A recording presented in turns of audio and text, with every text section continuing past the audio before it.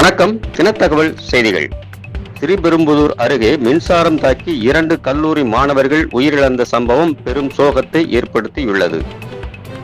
காஞ்சிபுரம் மாவட்டம் ஸ்ரீபெரும்புதூரை அடுத்த சிறுமாங்காடு கிராமத்தில் பனைமரத்தில் நுங்கு பறிக்க சென்ற இளைஞர்கள் கொண்டு வந்த வெட்டுக்கம்பியானது அருகில் இருந்த மின்சார கம்பியில் உரசியதால் 2 பேர் உயிரிழந்த சம்பவம் அந்த பகுதியில் சோகத்தை ஏற்படுத்தியுள்ளது. சிறுமாங்காடு கிராமத்தைச் சேர்ந்த டெல்லி கணேஷ் மற்றும் தட்சிணாமூர்த்தி ஆகிய 2 மாணவர்கள் தங்கள் நண்பர்களுடன் மின் கம்பம் அருகே இருந்த பனைமரத்தில் நுங்கு பறித்துள்ளனர். அப்போது எதிர்பாராத விதமாக நுங்கு மின்மாற்றியின் வயரில் சிக்கியுள்ளது. அதனை எடுக்க இரும்பு கம்பியை பயன்படுத்தி எடுக்க முற்பட்டதாகவும் இதனால் மின்சாரம் தாக்கியதாகவும் தெரிகிறது. இதில் 2 மீதும் மின்சாரம் பாய்ந்து தூக்கி வீசப்பட்டுள்ளனர். சம்பவம் அறிந்த அக்கம் பக்கத்தினர் 108 ஆம்புலன்ஸுக்கு தகவல் தெரிவித்துள்ளனர்.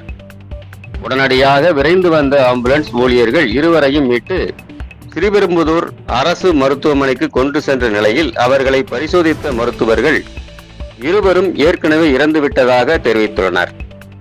சம்பவம் குறித்து சுங்குவார்சத்திரம் காவல் நிலையத்திற்கு தகவல் தெரிவிக்கப்பட்டதை அடுத்து வந்த ஸ்ரீபெரும்புதூர் காவல்துறையினர் 2 உடல்களையும் கைப்பற்றி பிரேத பரிசோதனைக்கு அனுப்பி வைத்ததுடன் தீவிர விசாரணை மேற்கொண்டு வருகின்றனர்.